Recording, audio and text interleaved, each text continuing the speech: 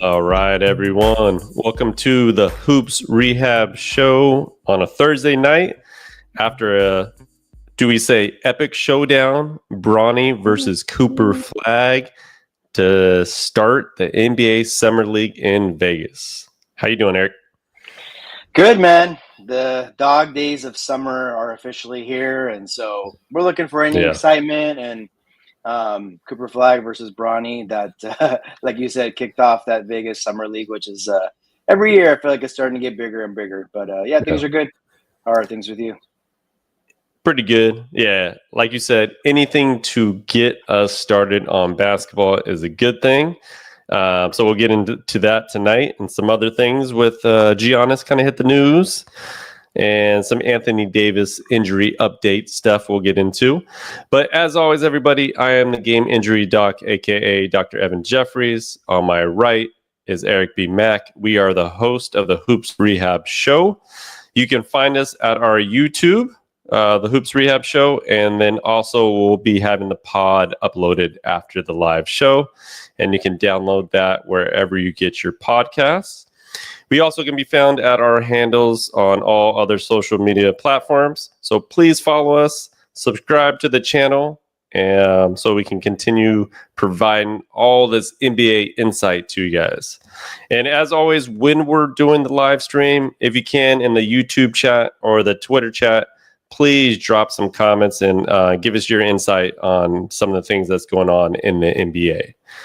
But ready, Eric? Let's get it cracking. So tonight was the start of the NBA Summer League in Vegas. They've had a couple previous games in other areas, but this is like the flagship of the NBA Summer League. And of course, they got the Lakers playing in prime time, and it's against the number one draft pick, Cooper Flagg.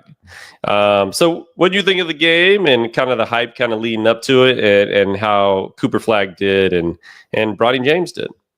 Yeah, I mean, I don't think it was a coincidence that was the matchup.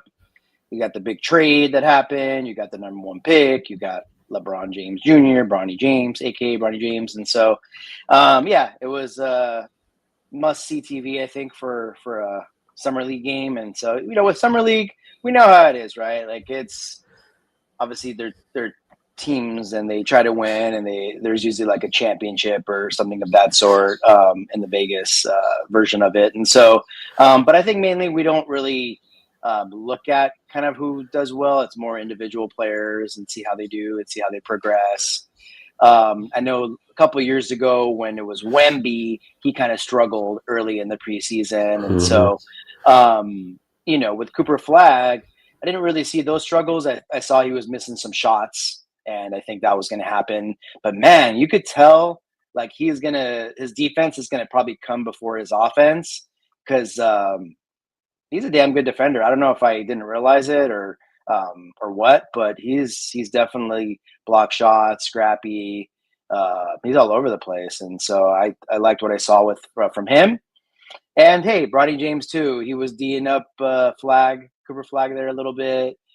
He had that chance for the game winner. I think if he would have made that, it would have been all over Sports Center tonight. It was a tough three, but it was a pretty fun game. I was kind of rooting for the Lakers watching it. It was just kind of funny, but at the end of the day, it doesn't really matter. It's more the individual contributions. I know DK got injured, Dalton Connect. I don't know. Didn't really check on the severity of that, to be honest with you, but it was pretty good. What did you think about the duo and I guess Dalton Connect? Yeah, I mean, first and foremost, seeing Cooper Flagg is he's going to be one hell of a player. And like you said, Wemby kind of got off to a rough start in Summer League, and we all know what Wemby looks like in the NBA right now. So I think overall, Cooper Flagg defensively is going to be a hell of a player. And like when you kind of look at the Dallas Mavs and you see Anthony Davis and Cooper Flagg as kind of those big guys down low, and I mean, obviously, if they're starting Gafford at the center, Anthony Davis at the 4, and Cooper at the 3, that is a damn long lineup. And not getting inside. No, and Cooper Flagg is super athletic, right? So he can jump out of the gym. He can pretty much guard 1 through 5 because he's that quick on defense as well, and just super long. I forget how tall he is. Like sometimes when you look at him, he's a pretty damn massive dude, and somehow he's only 18 years old. Like he should be going to his freshman year of college, like his twin brother is. But he reclassified up, so he left a little bit early, right? So he's super young and super athletic, and we all know how he's going to turn out to be a pretty damn good player. And, obviously his shot was a little bit off tonight. You're going to expect that. I'm sure he had some nerves and things like that. But overall, I mean, he had a nice little highlight dunk. He had pretty much a game-saving block to end the game. And a nice pass to Nembhard, who is I wasn't sure if Aaron Nembhard was playing or obviously it's Ryan Nembhard with his brother, but it looks just like him. And his game is actually pretty damn good too. So pretty cool to see. And then on the Lakers end, I like what I see at Bronny on the defensive end. We got to start looking at him as more defensive player and not how many points he scores. I really could care less how much he scores, but I want to see the effort on defense and like him picking up Cooper Flagg when he knows he has about 9 inches on him and bodying him the whole time and getting fouls. Love it. I love to see that, and I want to continue to see that kind of moving forward. Yeah, Net. I think Nembhard, that last name has become a household name with Indiana Pacers having obviously a long run in the playoffs, and so yeah, same thing. I saw that, and I saw him hit a clutch 3 at the end there, and I'm like, wait, what is that? Drew? Is that Andrew, or is that Ryan? And so yeah, that's always pretty cool when you see a sibling kind of balling out. And yeah, I mean, good point. We know what you're kind of looking for with Cooper Flagg, number 1 pick. You're expecting obviously the most out of him, and then Bronny just taking the next step, being a little better than he was yesterday, so to speak. And so yeah, there's that. And then man, I was you're talking about their length and the defense of Dallas, and I was just thinking, man, imagine if they had that plus like a Klay Thompson from Golden State, because he was a hell of a defender at that point. Now it's with his injuries and age and things, it's he's not nearly what he was, but that would have been something if it was what he did back then. And so yeah, man, Dallas got themselves a player. I mean, I don't think we need one summer league game to tell us that, but you could just kind of see when a player is probably gonna be the truth if as long as they stay healthy and whatnot. Yeah, that's for sure. I mean, they're going to be Dallas Mavericks are going to be an interesting team this year because they'll have the veteran talent and they'll have this rookie who doesn't necessarily have to be the best player on a losing team, right? Well, that's usually your number 1 pick is just on a losing team, their best player, most talented player. And then right now you're stepping into a team that has Anthony Davis, who's obviously a perennial all-star. And, Kyrie when he's healthy, obviously. And then you have Klay Thompson, all these kind of vets around him. So I think he's going to be able to just plug in, play his game, right? Like he's probably going to average somewhere between 15 and 20, right? And yeah, be able to play great defense and kind of come into the league and kind of learn the game from some of these NBA vets. And I think you couldn't ask for a better situation for a number 1 pick. And I don't think there's, in a long time, has there been maybe like Tim Duncan, like coming into the Spurs, like where it was like the team was bad, and then they obviously got lucky, got the number 1 pick. And then obviously next year they're great when you had Robinson and you had Duncan, you had all these other veterans on there. So I feel like that's the closest comparison to like what Cooper Flagg's situation is with the Mavs. Think about the same with that. Yeah, that honestly, you took the words out of my mouth. Like I was trying to think of the last time where there's been some kind of comp. And so what happened was, the 96 season, I believe, David Robinson got injured for the whole season. And so San Antonio had consistently been, they hadn't won a championship, but they had been, Western Conference Finals. They always had a good team with David Robinson. He got injured.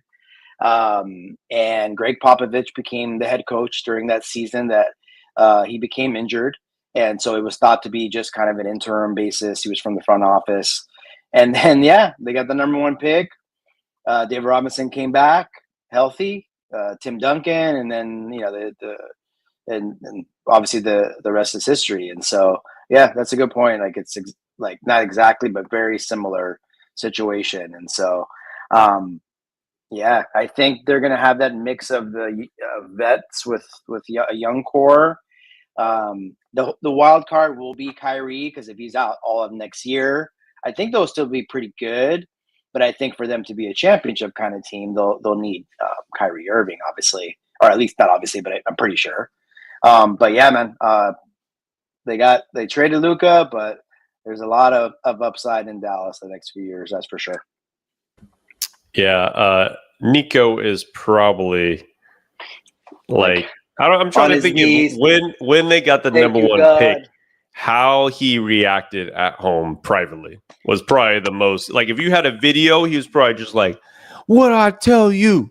Yeah, like he probably was super pumped, right? Like, and nothing's gonna change the fans' reaction of trading Luka. Like, I don't think they're ever gonna get over that. But I'll tell you that right now, having Cooper Flagg and what they see next season and the seasons going on in Dallas, they will soon forget about Luka a little bit, in a way of just like, all right, we got a player, we got another guy. The team is more than likely a playoff team, even without Kyrie next year. Adding like D'Lo just to at least provide some sort of point guard status or somebody that can score, I think was a pretty good move by them. And overall, I don't think they could have gotten any better with free agent guards. So they're going to be pretty exciting going into next year, and look forward to seeing Cooper in a Mavs uniform. Yeah, no doubt. I think he definitely got bailed out. Got lucky, right? Sometimes it's better to be lucky than good. And so, expect some big things for them for sure. And I kind of forgot about the D'Lo signing.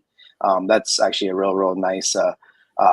It just depends what situation he's in. If you're expecting him to be your second or third best player, no.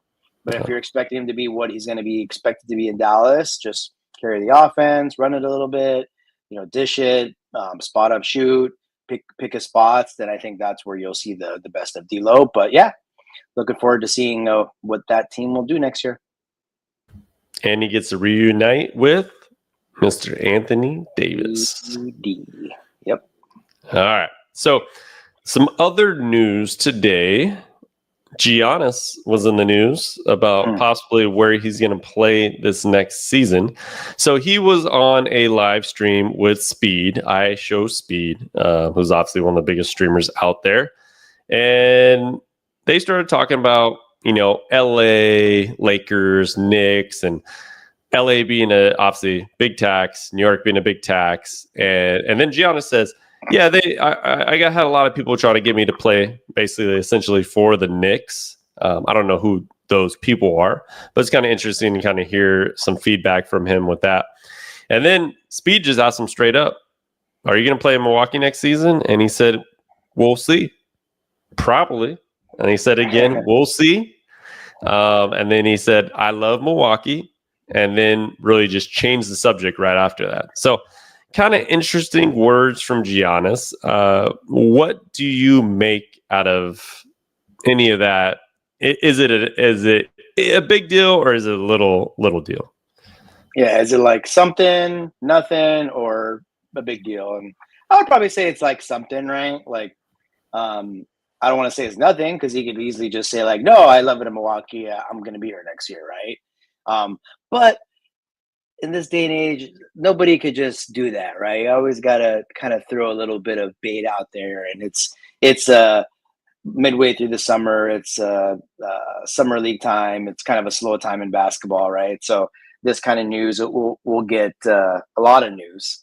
And so I don't know. I'm trying to figure out if like it's a bit unique, because Giannis has won a championship, right? And so he's not going to be one of these players that like he's going to be, not that he doesn't want to win another one, but championship hunting because he's got one. And I don't know if he's just one of these guys that, you know what, he is happy getting paid handsomely, living in Milwaukee, right? Let's be honest, like he's got pressure because he's like one of the top players, but not as much pressure as a big city. And so that makes me think sometimes like he could just be one of those guys, right? Like I know like Karl Malone, you know, and went to the Lakers during his last season, and but just somebody like him, right? Just sticking it out in Utah, John Stockton. I know Charles Barkley moved around a little, but I don't know. Just trying to think of like former stars that just were happy where they were and didn't have to chase at the big city. And I don't know if he's there. But when he makes comments like that, I think it's just like a heads up, Milwaukee. I'm not going to just stay here without you attempting to make the team better. That's kind of how I saw it. What about you? Yeah, I saw it in a similar way. I think it's interesting to see where he lands on the Damian Lillard, them just buying him out and cutting them and signing Miles Turner. Like, is it something that he feels was made them better, or was it just something that's the best they could do and they're trying to please him, and it might not be good enough, right? And so I think he's just weighing his options for sure. Like, I think he's looking around, he's talking with his agent, he's talking with everybody. He's obviously, I think, probably talked to the Knicks, or at least had some sort of contact in the back channels. And I also think he's thinking about when he's a free agent in 27, right? There's going to be a lot of free agents in 27. We talked about the Lakers possibly saving money for 27. We all know how we kind of feel about that. But the reality is there's going to be Joker. There's going to be Giannis. There's going to be some people that potentially can make that NBA offseason one of the biggest we've had in a long time if they don't sign another extension.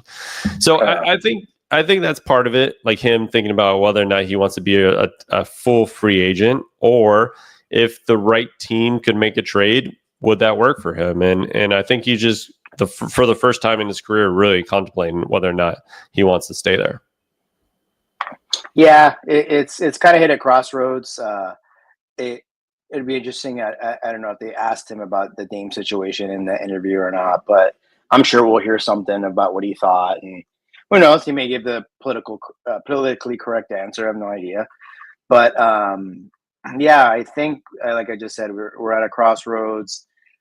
I anticipate him kind of playing this out and maybe opting out in 27 and maybe having that like free agency tour, something we don't really see that often anymore, but it could be setting up for that. This day and age, we don't see that. We see more so trade. So it could be something where he's leverages his upcoming free agency to kind of force his way out of there eventually if this year doesn't go well. But unless something crazy happens, which it does, as we know, I would see him being in Milwaukee this year and just we'll be kind of the same spot we're at next year. And like, hey, he's got 1 year left, and dude, should the Bucks trade him now and get what they can for him? And you'll start hearing that noise. And so until then, I expect him to be in the Bucks uniform next year. True. Now here's a question for you. Who's more likely to be traded this offseason? LeBron or Giannis? Man. So we obviously know, one would have to agree to it. And I guess we're just putting that out there. Man, that is a tough one. I would say just because of the nightmare logistics of who LeBron can go to, I would say Giannis, but then again, it's going to be tough for him too. They're both going to be tough trades because of the salary implications, but I think you can get a lot more Giannis, no disrespect to LeBron, of course, top 2 or 3 ever, but Giannis is going to move the needle a little bit more just because he has more time and he's younger. So because of that, I'll have to say Giannis. I think the more disgruntled person at this time might be LeBron. but I just thinking about the logistics of it, I have to go with Giannis. What about you? Yeah, I mean, for all those kind of reasons, right? Like Giannis' obviously value is just through the roof compared to LeBron, just because of time and where Giannis is in his career. But we still haven't heard from LeBron, and to me, I asked you about something about that. It is kind of interesting because I feel like by now we would have heard something, especially after signing Ayton. And I don't necessarily thought that made him a championship contender. So if LeBron's looking for that, and obviously it's gotten quiet in free agency and any trade stuff, I don't know. I think we're going to hit a crossroads in this next week or two where we'll finally hear something, whether or not he really wants to be traded or wants to stay with the Lakers moving forward. Speaking of nothing, something, or everything, hey, maybe we can name that a segment or something. But like that. What about, I don't know if you saw, so DeAndre Ayton was on, I believe, the George Sedano and Kaplan show, 710. And he said that he heard from Luka, not heard from LeBron James. It could be on par with LeBron, but what is that? Is that anything at all? That is something. Like if your potentially biggest free agent just signed, and you never send him a text, what signal are we sending the Lakers? Because I think from what I've seen or read, there's some tension between LeBron and Lakers front office. And I think that obviously has to do with kind of the Luka trade and kind of how they're moving forward with more Luka and not necessarily moving forward with LeBron in mind. And so I think he's playing a little bit of hardball right now. And I don't know how long this is going to last, but it might be one of those where he just wakes up and goes, "All right, I'm ready. I'll be on the Lakers. Training camp starts tomorrow. Training camp, how he gets, I'm going to be in El Segundo right now." Or, is this something in the next week or two we'll actually find out that he means business and Rich Paul means business about a trade? Yeah, we haven't heard much about, comments. And of course, this is publicly, right? We don't know what goes on behind the scenes, but we haven't heard much talk about the ownership change from LeBron. Not much of just really anything. And the latest is the DeAndre Ayton signing and him just saying, like, I think just the fact that he's like, "Yep, I heard from Luka," but like if he was like, "Yeah, no, it's still early. I haven't talked to any of the guys or whatever," we'd be like, "Okay." But the fact that he's like, "Yep, heard from Luka, but not from LeBron," and he obviously took the high road with that, and like, yeah, like I get it, like he's in his off-season mode, and this and that, and so, but yeah, it of course was talked about, on Sedano and Cap, and then just kind of all over the ESPN network. But we'll see. I assume they're going to have they're going to be forced to have a conversation at some point, but maybe sooner than later. Yeah, it will be real interesting moving forward, to say the least. But all right, let's move into our Something Happened Today segment. And let's just talk about the Anthony Davis injury and also his surgery that he had. So Anthony Davis had surgery for a detached retina, and he'll be healthy to start the season. But this begs the question, because typically when you have a detached retina after the injury, you need to have surgery within a couple of days because you can lose a lot of vision. You can potentially actually lose your vision in that eye. So it's kind of interesting that, maybe they're just saying it as a detached retina, or it was maybe like, a tear or something like that, where it wasn't exactly the same thing, but essentially usually you would have it right away. So I'm kind of thrown off by the language in the reporting. However, we know that he's going to have the surgery, and And the retina plays obviously a crucial role in our eyes. It basically allows us, brings light in and allows us the process to the brain so we can actually see something. So this always begs the question with Anthony Davis. And we remember him from LA, how many times he got poked in the eye. And I'm surprised this hasn't happened before, because there were times where it looked like, man, that was bad. I wonder if it happened if he had a detached retina with that one. And we were always talking about him. Should he wear goggles? Now, after having a surgery like this, I would hope he comes back next season with some form of shades or a form of goggles. What do you say, Eric?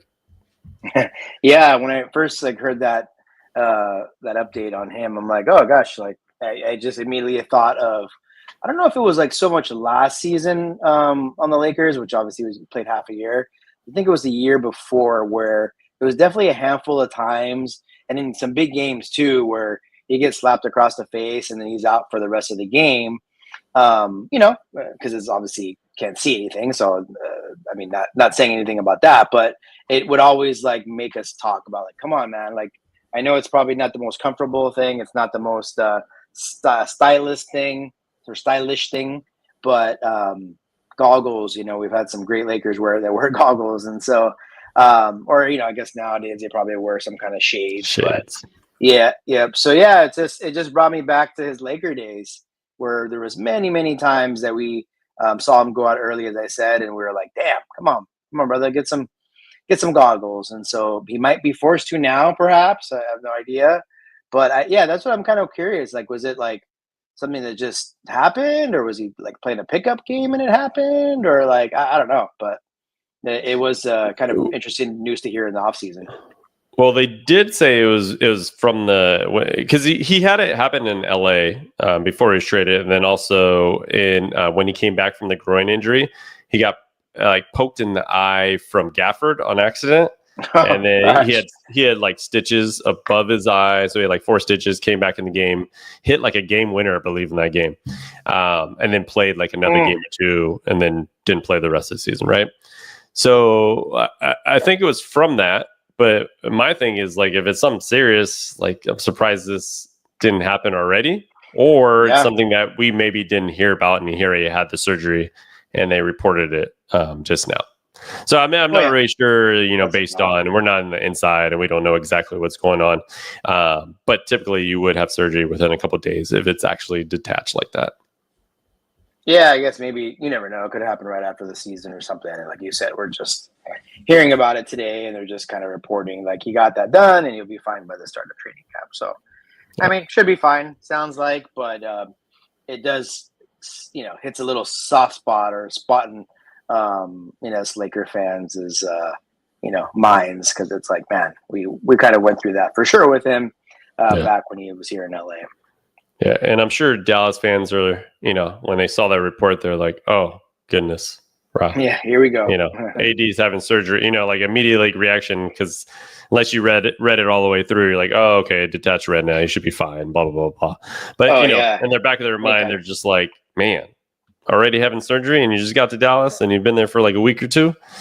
So we've AD has dealt with many injuries, but I will say one thing: he plays through a lot.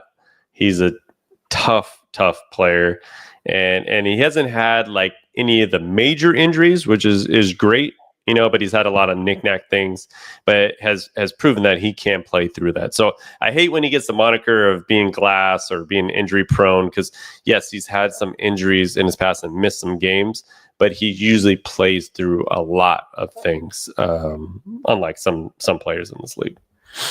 Yeah, he definitely has had some tough seasons, but I think the year before, the last 2 years or so, 2.5 years before he got traded, he was actually pretty available. And so I think he was kind of not kind of turning away that stigma. But right when he got traded to Dallas, he got injured. And so I think that reopened all those conversations, because it happened the first game that he got back, I think, when he played with Dallas. I mean, hopefully, as we talked about earlier with Dallas, it'd be nice to see how they play as a whole and healthy. And so, He's got to be pretty motivated, and so I'm sure he's going to have a big year. Yeah, that's for sure. All right, so let's get into those newest champions, OKC Thunder, and all the money that they are giving out this offseason. So we obviously knew that Shea signed his massive extension, making him one of the biggest, highest paid players in the league. And then we saw Chet, sign for that 250 over 5 years, which was, I was surprised that he got that right away. And then you knew that if Chet got his money, Jalen was going to get his money right after that. So he signed for about a 5-year, 278, I believe, or that's the max you can get out of the contract. So what do you think of these contracts? You knew that they were going to try to keep those three as their cornerstones, but we know with the new salary cap, they're going to be in salary cap hell after next season. So what do you think of the signings and everything that they did? Yeah, I mean, it reminded me of the Celtics. So Jason Tatum, Jaylen Brown, and then they extended Derek White to a pretty hefty contract, and so that's the three players. But to even a higher degree, that they extended Porzingis and Holiday, and so Drew Holiday, and so I think I'm not can't say that I'm just know so much about the salary cap, but I think there's something to signing them a little early. I mean, they're getting paid for sure, but I think the longer you wait, the more that's going to go up. As you could see, SGA is going to be making like 70 something million a year coming up here soon, which is just insane. Same with Devin Booker from Phoenix. And so I think there's a little bit of that, but this year they should come back with the same squad. But I think the same thing that's going on with the Celtics this offseason could happen next year for them. And so I'm thinking of guys like Hartenstein and Caruso, which we know was the kind of the heartbeat of that team. And so when you start losing guys like that, that's when things change. And so, they're going to have to try to figure something out, because Caruso, it kind of reminds me of this, because Caruso, they signed to an extension, and it was kind of similar to the number that Drew Holiday got. But this is today's NBA. They won a championship. They're going to try to win one next year. And then after that, I think some changes will come. Yeah, and another player like Lou Dort, right, had an extension already Dort. Too. So there's going to be players that they're going to have to trade. But I'll say one thing, man, they have draft pick after draft pick, and I think they're going to be able to plug in some players. Like they got the guy Topic who's playing today, who's going to be should be a pretty damn good player. He's coming off the ACL tear last year. That's why he dropped so much in the draft. He would have been a top 3 or top 5 pick if he didn't have ACL tear. So they drafted him knowing that he was having surgery, going to be out the whole season. So players like that, I think they're going to have enough of those little players that come that are able to develop for these next 2 years that you can just plug and play around these 3 all-stars, right? Or potential. I wouldn't say Chet's there yet, but those 3 kind of players that will be there. But losing guys like a Caruso or a Dort would be like the glue to your team. So they're going to have to be able to replace players like that if they want to continue to win. But what are the alternatives? Not pay him? You're not going to do that. And you just won a championship. And you can see this as a window that has started now into a dynasty. And say you paying all these players in the next 5 years, they get another 1 or 2, 3 championships in 5 years or something like that is way worth it. Yeah, look, I mean, the goal is to obviously make a bunch of money and win the championship, and they did that. And so we don't want to be like, oh, well, look what they're doing. They're going to demolish this team in a few years or whatever. But it's like, what else are they going to do? I think what potentially might happen is you might see Williams or Chet be one that gets traded eventually, one of those guys, depending on kind of where they stand, because I think they're going to value that depth.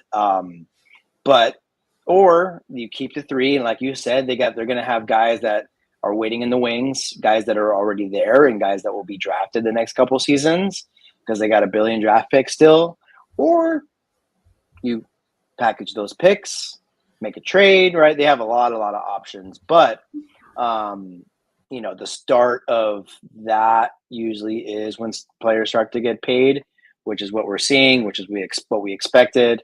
And I'm sure they're going to want to try to get that back to back before they start having to make some tough decisions. Yeah, I know money always, not always, but a lot of times make players different, a team different, because now players are getting these huge contracts. But some of the chemistry that you see between OKC, their interviews that they always have. Did you see their interview in Summer League? They did it. Don't tell me they did the thing. Oh, yeah. They all interviewed together. They're interviewing, I don't even know the kid. I think it's Youngblood, who's an undrafted guy. He's been on a couple of different Summer League teams. They interviewed him. They're putting towels around him. They're doing that little towel thing. Dave McMenamin is interviewing him, and it just looks like the same thing. And that's culture, right? That's from the coaching. Yep. That's from the GM. That's just the whole vibe that they have. And you got to love it, man. Like, I know that they're going to become the villains because that's what happens with winners.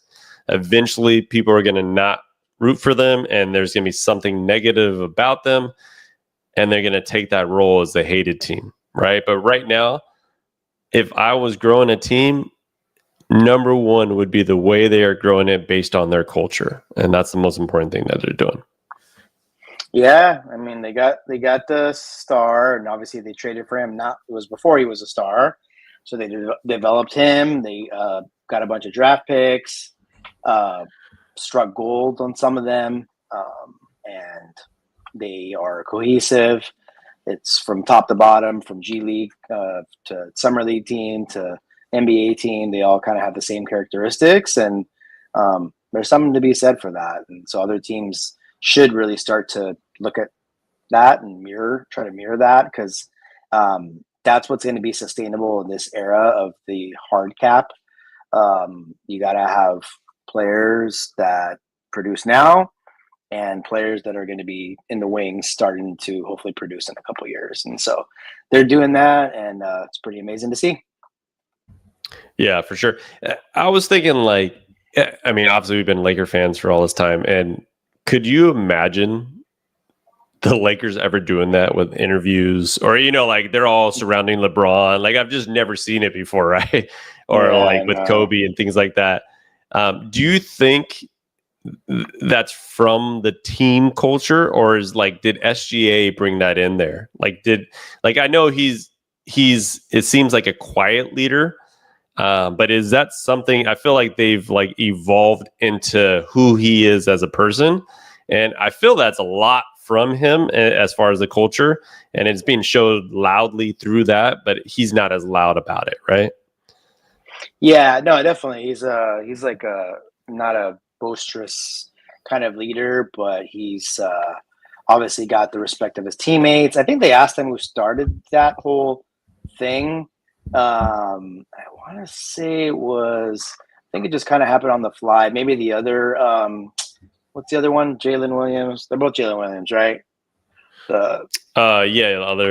Just spelled differently. Yeah, something with him or something. They asked him how that started. I forgot what he said, but I think he mentioned him.